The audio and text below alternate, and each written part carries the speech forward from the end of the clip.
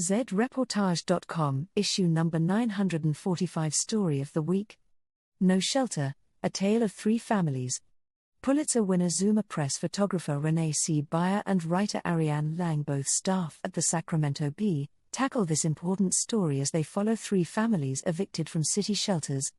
Brittany and her two sons, Tanika Williams, her husband, Michael, and their two daughters, now 18 and 3, and Jessica Rose, her husband, Stewart, and their 11-year-old daughter, Faith. Months after the evictions, all three families were still homeless, and all three bounced between hotels and the street with minimal support from social services. Along with Brittany's son, Tanika's teenager left school. Their stories reveal the complications of assessing homelessness in California. 1 week after a Sacramento homeless shelter evicted Brittany Anderson and her two young sons, she managed to take her older child to school. With no place to stay and everything going wrong, Brittany, 36, was clawing to keep something steady for her little boy. During the Anderson family's year-long stay at the city-funded hotel, she could easily take Britton to class in the morning. They had a steady place to stay, right near campus. Yes, it was infested with roaches, but they could get a decent night's sleep. In February, she was kicked out of the program. She was told she had violated the rules.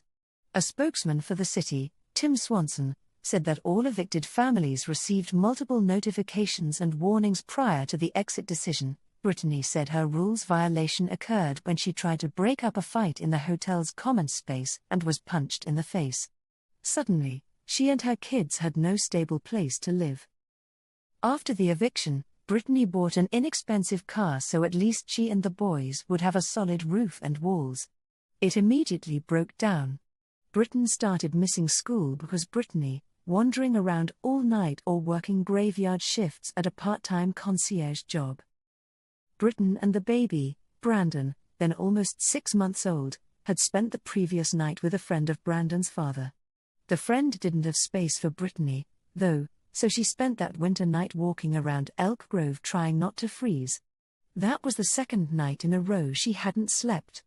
The night before, she worked a graveyard shift. She had nowhere to go.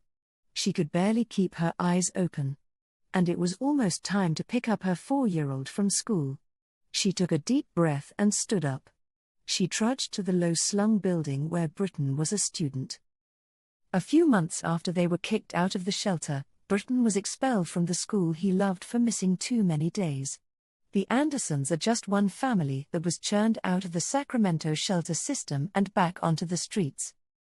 The most recent federal homeless count, using a methodology that differs from previous counts, found a 41% drop in unsheltered homelessness in Sacramento compared to 2022.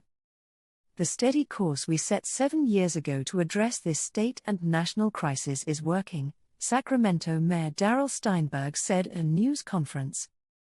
Tanika, however, said the city's approach to homelessness was a failure. And her family, along with Brittany's and Jessica's, showed that even when the city gets people indoors, they may end up back on the streets. Tanika said she hadn't seen many people make it out of the shelter and into something good.